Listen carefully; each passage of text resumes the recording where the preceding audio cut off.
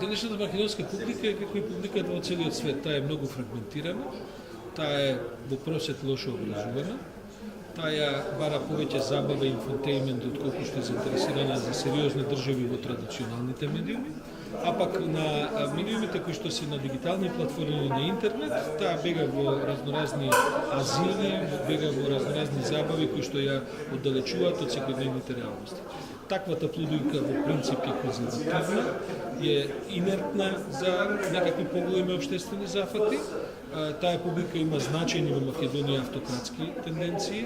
Авторитаризмот кај неја која ќе видите истражувањата во некои точки е застрашувачки, значи тие бараат статус-кво, тие не сакаат промени, но таквите публики кога ќе решат да ја менуваат ситуацијата стануваат нагли и влегуваат во релативно неконтролибилни процеси општествени, барем за одреден период. И ние сме во таа точка, кога имате институции кои не функционираат, кои што се затнати на ниво на контролни механизми, на ниво на регулација, на ниво на процесуирање на дебата, компромиси и така натаму, доаѓа некогаш ќе дојде до краток спој.